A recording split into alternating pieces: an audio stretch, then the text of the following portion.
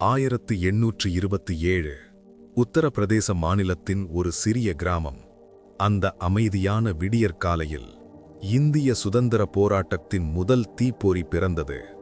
அவர்தான் மங்கள் பாண்டே. சிறுவயதில் அச்சமற்ற மனசு, நீர்மை, தைரியம், நீதியுணர்வு, கிராமத்தில் எல்லோராலும் மதிக்கப்பட்ட ஒரு இளைஞன். அந்த உள்ளத்தில் எரிந்தது சுதந்திரத்தின் விதை. 1849 பிரிட்டிஷ் ஈஸ்ட் இந்தியா கம்பெனியின் இராணுவத்தில் சேர்ந்தார் மங்கள் பாண்டே. அவருக்கு தெரியாது அந்த முடிவு இந்திய வரலாற்றை மாற்றப் போகிறது என்று. ஆனால் அந்த இராணுவ வாழ்க்கை சுதந்திரமில்லை. அவமதிப்பு, கட்டுப்பாடு, இந்திய வீரர்களுக்கு மரியாதையில்லாத நடத்தை. மங்கள் பாண்டே மனதில் கோபம் பெருகியது.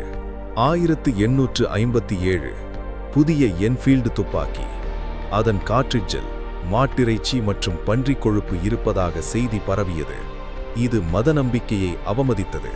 இப்போது கோபம் புரட்சியாக மாறியது. ஒரு இரவு மங்கள் பாண்டே தனியாக அமர்ந்திருந்தார்.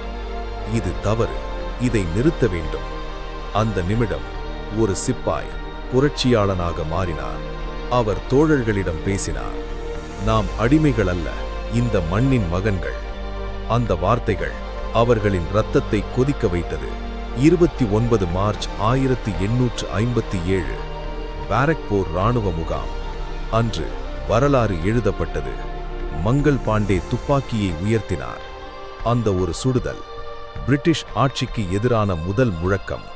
முகாமில் குழப்பம், சிப்பாய்கள் அதிர்ச்சி. ஆனால் அந்த சுடுதல் இந்தியா முழுவதும் கிளர்ச்சியின் தீயை பரப்பியது. அவரை சுற்றி வளைத்தனர். ஆனால் அவரது கண்களில் பயமில்லை. அங்கு நின்றது ஒரு உண்மையான வீரன். பிரிட்டிஷ் நீதிமன்றம். கைது செய்யப்பட்ட மங்கள் பாண்டே ஆனால் தலை குனியவில்லை. நான் என் நாட்டிற்காக செய்தேன் என்ற அமைதியான உறுதி. 8 ஏப்ரல் 1857 தூக்கு தண்டனை. ஆனால் மரணத்தை கூட அஞ்சவில்லை.